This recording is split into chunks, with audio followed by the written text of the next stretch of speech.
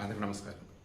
హిమాలయ పర్వతం చూస్తానికి కరిగిద్దామన్నటువంటిది, బట్ కరగదు. సరే, గ్లేషియర్స్ ఉంటాయి, వాటి నుంచి నీళ్ళు వస్తే అది వేరే. హిమాలయ పర్వతం ఎలా ఉంటుందండి? ఆకాశాన్ని తాగుతున్నట్టుగా ఉంటుంది, తెల్లగా ప్రకాశిస్తూ ఉంటుంది అండ్ స్థిరంగా ఉంటుంది. నీకు కష్టం వచ్చినప్పుడు అలాగే ఉంటుంది. అదే నీ వారికి కష్టం వచ్చిందనుకో, కరుగు. హిమాలయ పర్వతంలో ఉన్నటువంటి నువ్వు కరుగు, గంగలా మారు, ప్రవహించు.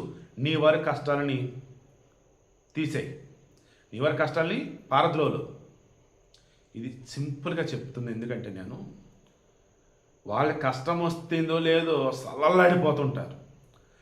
వాళ్ళకి కష్టం అన్నా ఎదురుడు కష్టం అన్నా కానీ అదేం కాదు లేరా అంటూ ఉంటారు. రివర్స్లో ఉండాలి. ఇప్పుడు నీకు కష్టం వస్తే ఏం కాదు, నేను చూసుకుంటా, పెద్ద కష్టమేం కాదులే, నేను చూసుకుంటా. నీ వారి కష్టం వస్తుందంటే అయ్యో కష్టమా, ఏం కాదమ్మా, నేను చూసుకుంటా, ధైర్యంగా ఉండు. గంగా నది భూమి మీదకి ఎందుకు వచ్చింది? భగీరథ తపస్సు చేస్తే వచ్చింది. సగరులకు సంబంధించి మొత్తంలో భస్మం అంటే వాళ్ళ యొక్క బూడిద మీద నుంచి పారగానే ఇక వాళ్ళకి ముక్తి లభించింది. ఆ గంగా నది ఎలాగైతే వారికి ముక్తిని ప్రసాదించిందో, అలా పరమ పవిత్రమైనటువంటి ఆ గంగా నదిలాగా నీ మనసు కానీ, నీ మాటలు కానీ, నీ ప్రవర్తన కానీ నీ వారి కష్టాలను పారద్రోలాలి. వీడికి ఇంటెన్షన్ మీకు అర్థమైందా? క్యాటలిస్ట్ ఏపీ ఛానల్లో ఇస్తున్నాయి వీడియో. ఎందుకంటే ఇక నుంచి మీలో ఎవరైనా సరే మీ కష్టం అన్నప్పుడు స్థిరంగా ఉండండి, ధైర్యంగా ఉండి, హిమాలయ పర్వతం లాగా ఉండండి. తొనకుండా బెనకుండా ధైర్యంగా ఉండండి. ఎందుకంటే మీకు వచ్చిన కష్టాన్ని 10 మందికి అంటిద్దామని చూస్తే వాళ్ళు భయపడిపోతారు. అండ్ మిమ్మల్ని నమ్ముకుని ఉన్నారు చూసారా, వాళ్ళు అలలాడిపోతారు.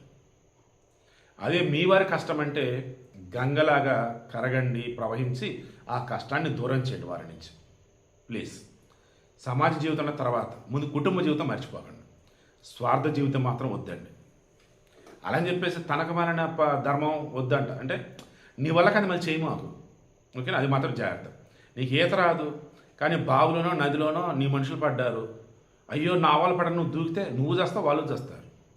అటువంటి చేయకండి. అవతలాడు నిప్పులో కాలిపోతున్నాడు, దాన్ని నువ్వు ఆపాలి కానీ ఆ నిప్పులోకి వెళ్ళి మనిషిని పట్టుకుంటే నువ్వు పోతావు కదా. అటువంటి పిచ్చి పనులు మాత్రం చేయకండి.